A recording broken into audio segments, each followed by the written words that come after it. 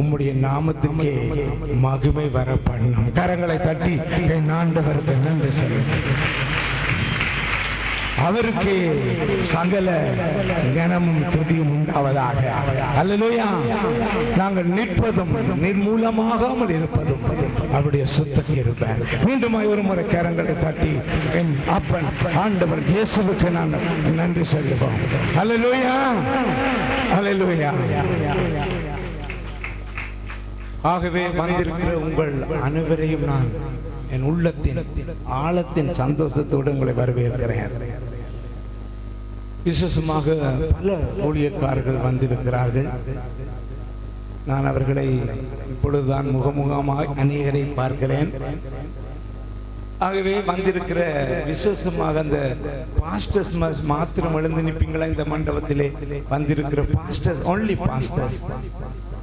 Pastors மாத்திரம் எழுந்திருங்கள். உங்களுக்கு நான் வந்து கரங்களை கொடுக்க விரும்புகிறேன். முதல் அவர்களுக்கு கொடுத்து விட்டு வருகிறேன்.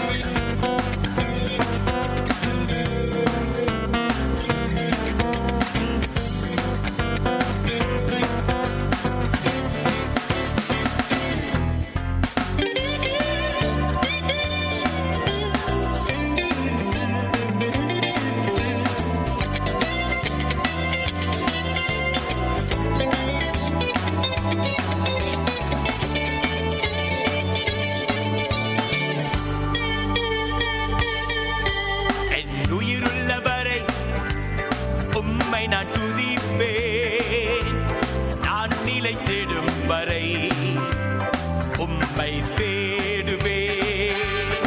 என் மனவாஞ்சையோ உம்மை காணவே. தேவனே, எந்தன் தேவனே, என் உயிருள்ளவரை உம்மை நான் துதிப்பேன். தேடும் வரை உம்மை தேடுவேன்.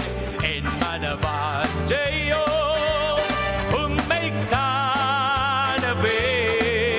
தேவனே, எந்தன் தேவனே,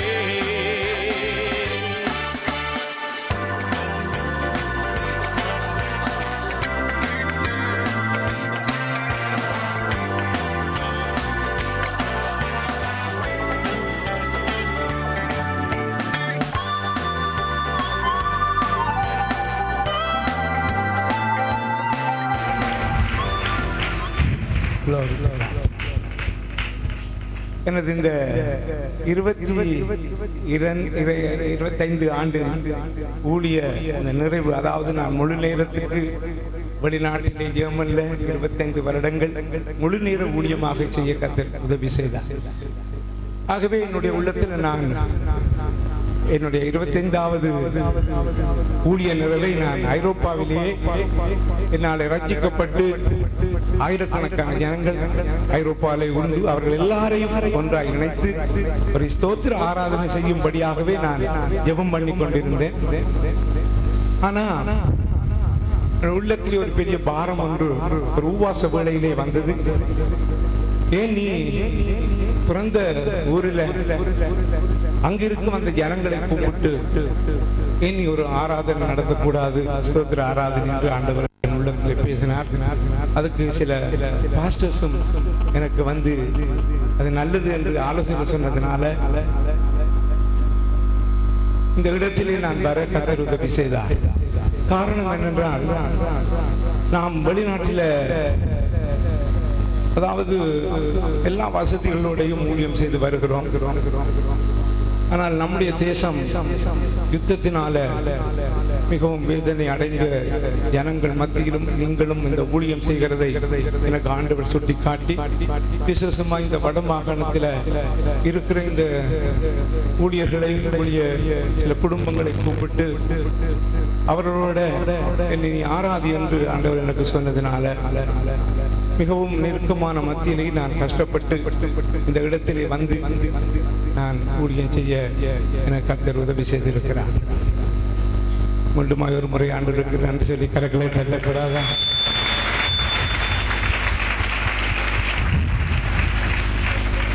நான் அந்த தேசத்தில் இருந்தாலும் உங்களுக்காக, என் தேசத்திற்காக நான் அழைக்கப்பட்டதினால் நான் ஜெபிக்க தவறுவதில்லை. என் ஊழியத்துக்கு இவ்வளவாய் நான் நிற்பதற்கு ஒரு ஆத்மா மிகவும் முக்கியம். அதை உங்களுக்கு நான் இன்ட்ரோடியூஸ் பண்ணி மற்ற காரியத்தை கடந்து செல்ல போகிறேன். எனது மனைவியை நான் இந்த மேடைக்கு அழைக்கிறேன். ஒரு முறை கரங்களை தட்டி அவை நாங்கள் வரவேற்போம்.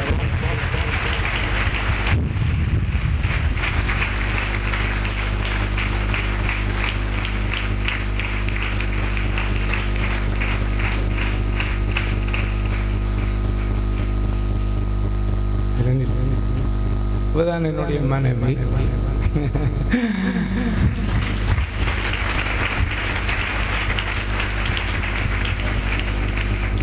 எப்பொழுதும் அவ எங்கேயாவது பின்னுக்கு தான் போய் இருப்பேன். நான் தான் நாளை தேடி பிடிச்சி முன்னுக்கு கூப்பிடுறது. ஆனா அவளுடைய ஜெபம் தான் என்னை எப்பவும் முன்னுக்கு வைத்திருக்கிறது. கரங்களை தட்டி ஆண்டவருக்கு நன்றி. உலகத்துக்கு அவ பற்றி அதிகம் தெரியாது. நான் டிவியில நின்றாலும் நான் தான், எங்க நின்றாலும் நானா தான் இருப்பேன். ஆனாலும் என்னுடைய மனைவியினுடைய ஜெபமும் தியாகமும் தான் இதுவரை 25 வருடங்களாய் நான் ஊழியம் செய்ய ஆண்டவர் எனக்கு புது பலனை கொடுத்திருக்கிறார். ஆகவே தேவனுடைய பிள்ளைகளே, அதுக்கு நாங்கள் சாட்சியாக இருப்பதனால் ஒவ்வொரு ஊழியக்காருடைய மனைவியும் ஒரு கணவனுக்கு முதுகெலும்பாய் இருக்குமானால் என் தேசத்தில் எழுப்பதிலே காணலாம். கரங்களை தட்டி என் ஆண்டவருக்கு நன்றி சொல்கிறேன்.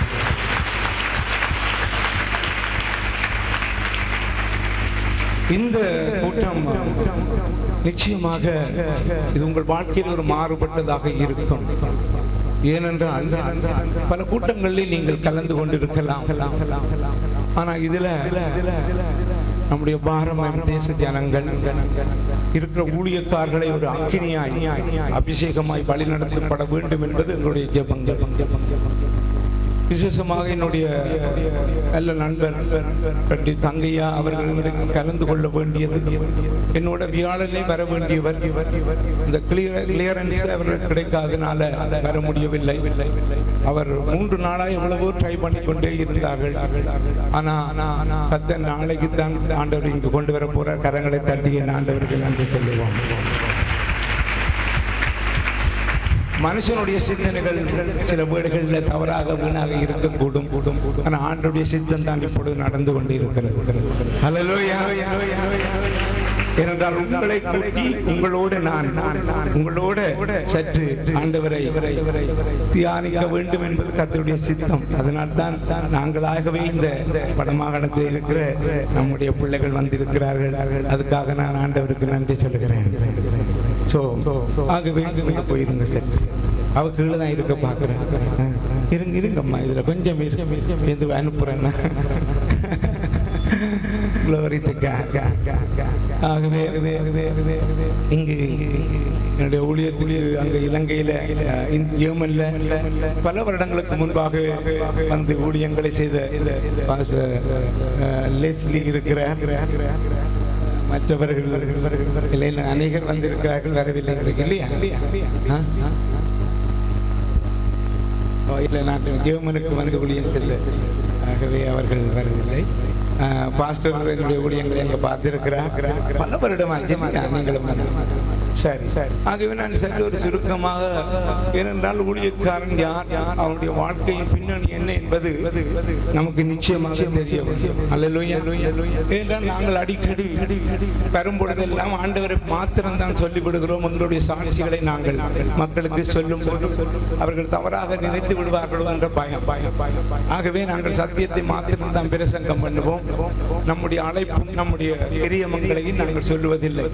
ஆனால் இப்படிப்பட்ட ஒரு நல்ல சந்தர்ப்பத்தை கர்த்தர் நமக்கு தந்ததினால் இன்னும் ஊழியக்காரராகிய நீங்களும் இன்னும் நீங்கள் ஆண்டவருக்குள்ள அக்கினியாய் பற்றி எறியும்படியாக ஊழியக்காரர்களுடைய சாட்சிகளை நீங்கள் கேட்கத்தான் வேண்டும். பவுல் சொல்லுகிறான், நீங்கள் என்னையும் பின்பற்றுங்கள்.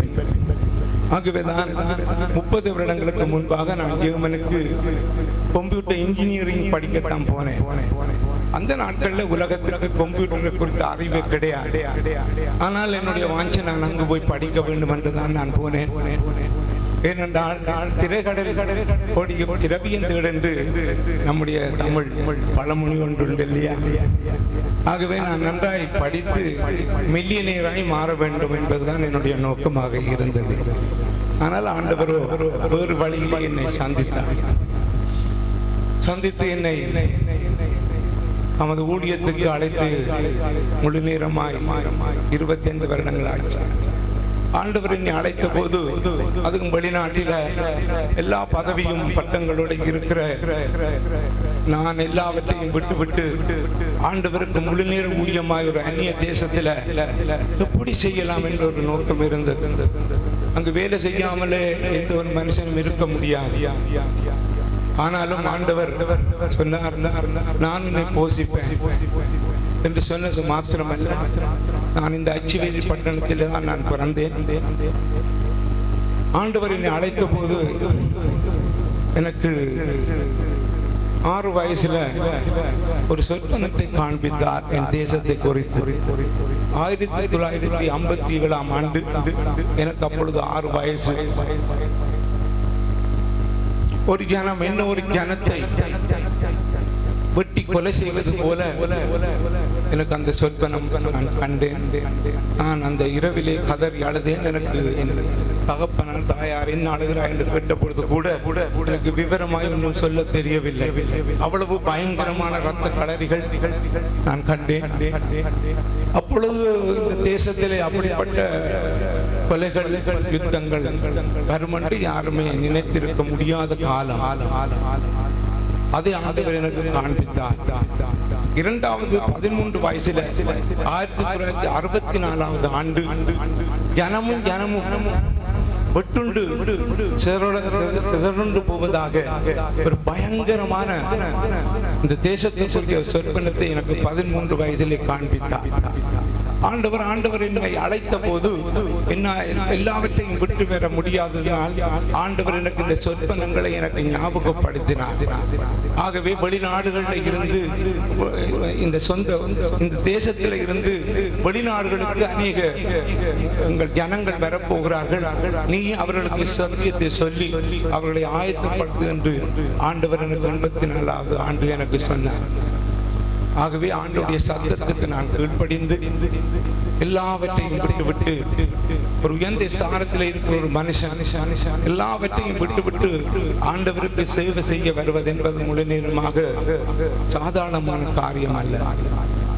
அது மிகவும், என் மனைவி ஒரு ஆசிரியர், எல்லாவற்றையும் விட்டு நாங்கள் வெளிநாட்டிலே கர்த்தருக்காக இயேசு கிறிஸ்துவுக்காக எங்களை அர்ப்பணித்து கடந்த 25 வருடம் நாங்கள் ஓடிக்கொண்டே இருக்கிறோம்.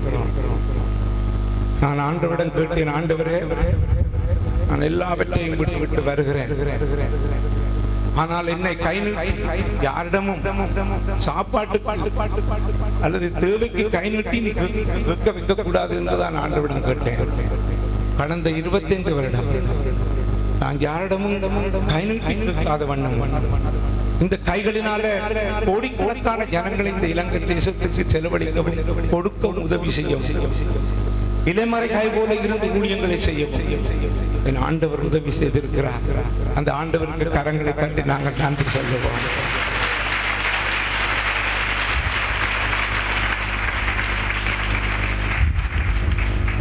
ஊழியத்திலே உபத்திரவம் உண்டு, பாடுகள் உண்டு, வேதனைகள் உண்டு.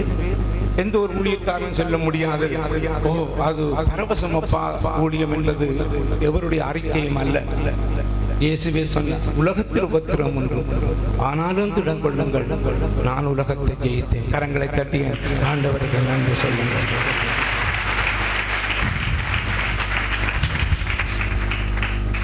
என் வாழ்க்கையில 3 தரம் மரண விளிம்பிலே நான் கடந்து போனேன். 24ஆம் தேதி 2ஆம் மாசம் 1986ஆம் ஆண்டு ரோட்டிலே நடந்து போன போது மயக்கப்பட்டு மயங்கி நான் விழுந்து விட்டேன். வைத்தியசாலையை கொண்டு போன போது சொன்னார்கள், உனக்கு டயபெட்டிக், அதாவது சுகர் அதிகமாக இருக்கிறது, ஒரு 10-5 நிமிஷம் பிந்தி இருந்தால் இவரை கோமாவாக்கி விடும் என்று சொன்னார்கள். ஆனால் ஆண்டவர் எனக்கு பற்றினார். இரண்டாவதாக 17ஆம் தேதி 8ஆம் மாசம் 1996ஆம் ஆண்டு ஒரு முழு நேர இரவு விழிப்பு கூட்டத்தை முடித்துவிட்டு காலை 6 மணிக்கு நான் சில விசுவாசிகளை வைத்துக் கொண்டு என் மனைவி வரவில்லை. என் காரில் கடந்து போன போது நான் தூங்கி விட்டேன். நான் தான் கார் ஓடிக்கொண்டு போனேன். ஆகவே முன்னுக்கு இருந்த வந்த ஒரு கார் அடித்து அப்படியே எல்லாம் நெருங்கி விட்டது. எனக்கு என்ன நடந்தது தெரியவில்லை. அப்பொழுதுதான் நான் நித்திரை தெளித்த போது இப்படி இருக்கிறது என்பதை அறிந்தேன். உடனே ஆம்புலன்ஸ் எல்லாம் வந்தாங்க. ஜெர்மன்ல அதை ஜெர்மன் பேப்பர்லேயே அந்த போட்டோவை எடுத்து பேப்பர்ல பிரசித்திருந்தாங்க. அவர்கள் சொன்னார்கள், ஓடினவர்கள் தப்பீர் எப்படி தப்பினார் என்று கேட்டார்கள். ஆகவே அதிலேயும் ஆண்டவர் என்னை குணமாக்கினார், என்னை காப்பாற்றினார். ஒரு நரம்பு கூட முடியாத வண்ணம் என் ஆண்டவர் எனக்கு உயிர் பிச்சை தந்தார். கரங்களை தட்டி என் ஆண்டவருக்கு நன்றி சொல்லுவார். 22ஆம் தேதி 11ஆம் மாசம் 2006ஆம் ஆண்டு ஒவ்வொரு 10 வருடத்திலே நடந்த சம்பவத்தை நான் உங்களுக்கு சொல்லுகிறேன். ஒவ்வொரு ஊழியனுடைய வாழ்க்கையிலையும் பின்னால சரித்திரம் இருக்கிறது, துயரம் இருக்கிறது, வேதனைகள் இருக்கிறது. நான் இதிலே இவ்வளவாய் வந்து நிற்பதற்கு காரணம் என் சொந்த ஊரில் இந்த 25வது வருட ஊழிய நிறைவை கொண்டாட வேண்டிய வேக்கம் அல்ல, அது ஆண்டவருடைய சித்தம். ஆகவே 2006ஆம் ஆண்டு ஹார்ட் அட்டாக். ஒரு நாள் புதன்கிழமை வீட்டு கூட்டத்துக்காக நான் கடந்து போகணும், கொஞ்சம் ரெஸ்ட் பண்ணினேன் பெட்டில். அவ்வளவுதான், என் கைகள் எல்லாம் சொந்து, எனக்கு என் உடல் எல்லாம் சொந்து விட்டது. அப்பொழுது மனைவி ஓடி வந்து பார்த்த போது அவள் நினைத்தால் நான் மரிக்க போகிறேன் என்று. உடனே ஆம்புலன்ஸ் வந்தது, என்னை கொண்டு போனார்கள். அங்கு வைத்தியர்கள் சொன்னார்கள், 3 நாளிலே இவர் மரித்து விடுவார் என்று அந்த ஜெர்மன் ஸ்பெஷலிஸ்ட் டாக்டர் சொன்னார்கள். என் மனைவி கதறி கதறி அழுதாள். அப்பொழுது என் மகளுக்கு 19 வயசு.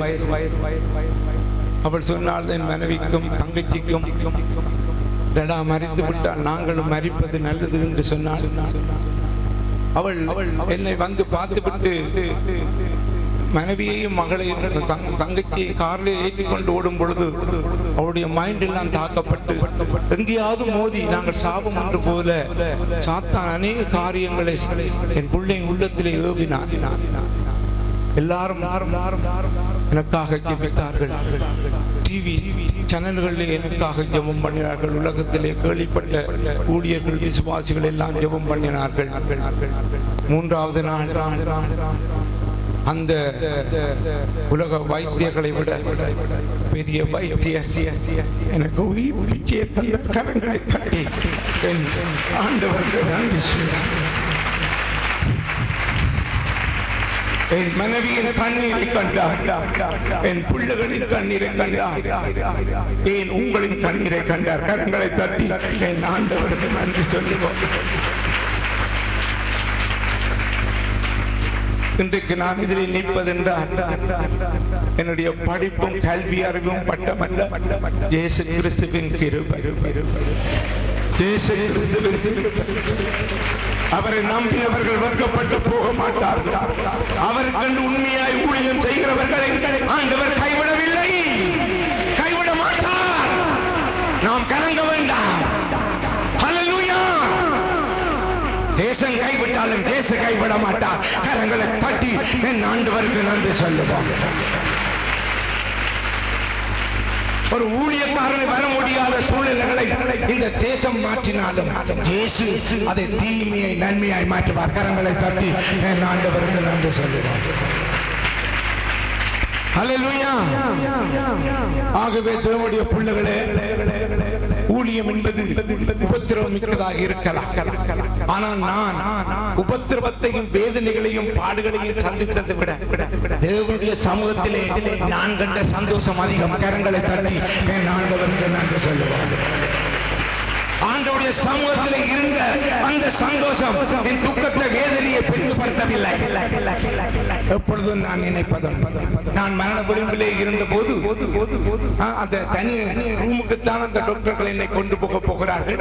அப்பொழுது என் மனைவியின் 2 பிள்ளைகளும் அந்த நர்ஸோட தான் என்னை அந்த கட்டிலை தள்ளி கொண்டு வந்த போது அந்த ரூம் அந்த பெரிய கதவு வந்த உடனே என் மனைவியின் பிள்ளையும் பார்த்து சொன்னார்கள், இனி நீங்கள் உள்ளுக்கு வர முடியாது, கதவு பூட்டப்பட்ட. அப்பொழுது நான் சிந்தித்தேன், ஆண்டவரே, நான் மரிக்கிற வேளையாவது என் மனைவியும் பிள்ளைகளாவது அருகில் இருந்தா சந்தோஷமா இருக்கும் இல்லையா உம்மிடம் வர. அப்பொழுது ஆண்டவர் மெல்லிய தொனியில் என்னோட பேசினார், நான் உன்னோட இருக்கிறேன். கரங்களை தட்டி அல்லேலூயா. உன் மனைவி உன் பிள்ளைகள் கைவிட்டாலும் நான் உன்னை கைவிட மாட்டேன். அல்லேலூயா. ஊழியரே, ஊழிய குடும்பமே, நாம் தனியாக ஊழியம் செய்கிறோம். ஆண்டவர் இயேசுவோட கரங்களை தட்டி நன்றி சொல்லுவோம். நமக்கு உபத்திரவம் வந்தால் அவருக்கும் வருகிறது என்பதை மறந்துடாத. நாம் சாதாரணமானவர்கள் அல்ல. என் ஆண்டவர் எங்களோட இருக்கிறார்.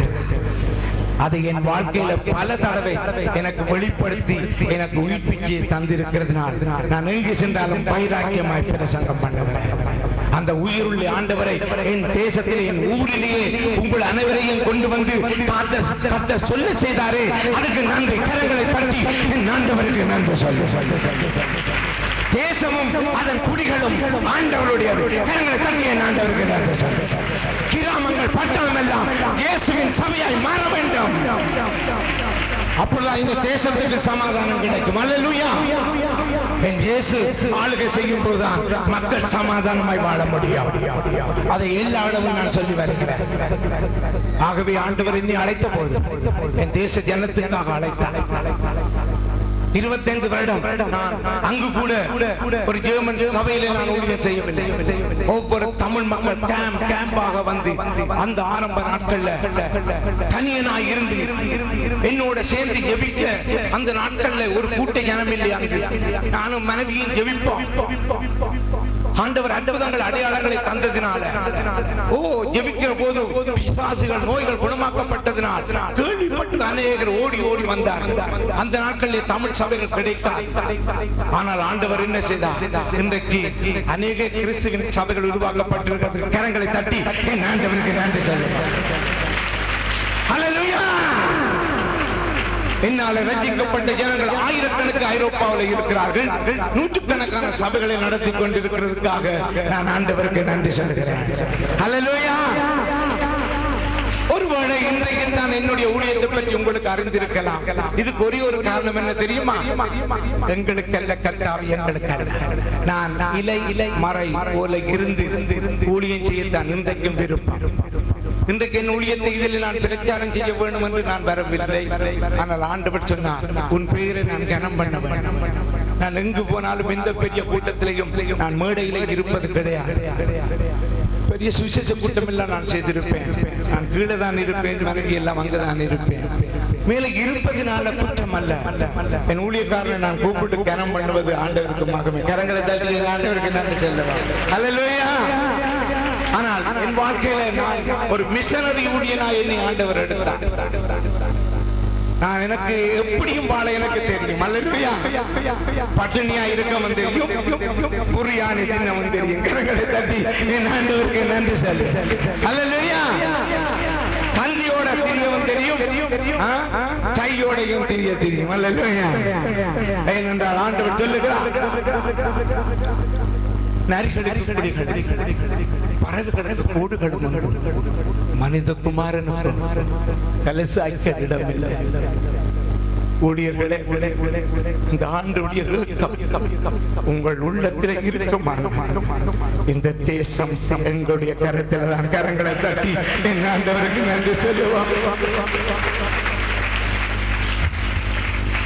நாங்கள் வரும் பொழுது அதிகாலை 5:30 எழும்பினோம். இங்கு வர 3 மணி ஆச்சு. நான் நினைப்பேன் ஜெர்மனிக்கே போயிருக்கிறேன். என் மனைவி அந்த வெக்கையில வந்து அவளுக்கு மயங்கி அவளால் இயலாம போச்சு. என்னண்டப்பா நீங்க வந்து போறீங்க என்ன கேட்டா, நான் சொன்னேன்,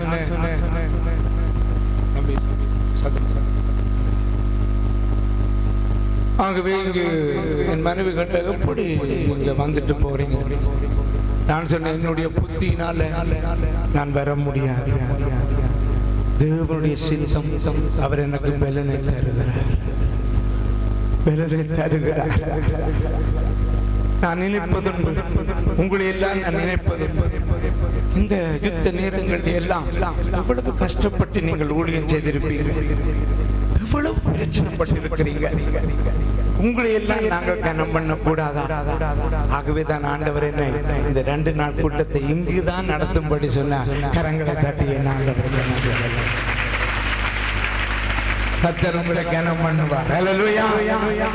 இந்த வருடம் முடிய 1.5 மாசம் இருந்தார் ஆண்டவர் எனக்கு அந்த கொழும்பிலே. நான் வியாழக்கிழமை எனக்கு கூட்டத்தை அங்கு வைத்த போது ஆண்டவர் தீர்க்க தரிசனமா சொன்னார், அடுத்த வருஷம் இந்த தேசத்திலே அரசியல் எல்லாம் மாற்றப்பட போகுது. கரங்களை தட்டி என் ஆண்டவருக்கு நன்றி சொல்லு. ஏனென்றால் ஆண்டவர் எங்களை இந்த தேசத்துக்கு அழைத்ததால் கர்த்தர் எங்களோட பேசுவார். நான் ஜெர்மனில இருந்தாலும் பேசுவார், இந்தியால இருந்தாலும் பேசுவார். தரிசனம் உங்களுக்குள்ள இருப்பதனால் கர்த்தர் உங்கள் ஒவ்வொருத்தோட பேசுவார். கரங்களை தட்டி என் ஆண்டவருக்கு நன்றி சொல்லு. உங்களை ஒவ்வொருத்தோடையும் பேசுவார், என்னோட மாத்திரம் அல்ல. ஏனென்றால் உங்களுக்கு பாரம் எவ்வளவோ கஷ்டப்பட்டு தான் நீங்க ஊழியம் செய்வதை ஆண்டவர் அறிவார். அல்லேலூயா. அங்கே எல்லாம் பாருங்க, ஜெர்மனில எல்லாம் அவர்கள் எவ்வளவு வசதியா இருந்து ஊழியங்களை செய்கிறார்கள். நான் கூட என்ன, நான் பெஞ்சில் தான் ஓடுகிறேன், கிடைத்ததை வேண்டாம்னு சொல்லல. ஆகவே வசதியா தான் இருக்கிறோம். ஆனாலும் உடல் உயிர் எல்லாம் இங்குதான் இருக்கிறது. அல்லேலூயா. எப்பொழுதுமே தேச ஜனங்கள் யாராவது நீங்கள் ஊழியம் செய்ய போறீர்கள் என்று நான் கேள்விப்பட்டால் அவர்களை நான் அப்படியே கட்டி முத்தமிட்டு அவர்களை என்கரேஜ் பண்ணுவேன். கரங்களை தட்டி என் ஆண்டவருக்கு நன்றி சொல்லுவான். அல்லேலூயா. அது என்னுடைய பெரிதான ஒரு தாகம். அல்லேலூயா. ஏனென்றால் ஒரு தேசம் அழிய போகிறது என்று ஆண்டவர் ஆபிரகாம் போய் ஆண்டவரிடம் கேட்கிறான், ஆண்டவரே 50 நீதிமான்கள் இருந்தால் தேசத்தை அழிப்பீங்களா? இறுதியாக 10 கூட இல்லாததால் தான் சோதோம் கோமோரா அழிக்கப்பட்டது. இன்றைக்கு தேசத்தில் பரிசுத்தவான்களை கர்த்தர் தேடுகிறார், உண்மை உள்ள ஜனங்களை தேடுகிறார். நாங்கள் அப்படி உண்மையும் பரிசுத்தமாய் மாறுவோம். இந்த தேசம் எங்கண்ட கையில கரத்தில் கரங்களை தட்டி ஆண்டவருக்கு நன்றி சொல்லி இனி வரப்போகிறது. இன்றைக்கு அநேக வயது சென்று போகிற ஊழியக்காரர்களுடைய உள்ளங்கள் மாற்றப்படுகிறது.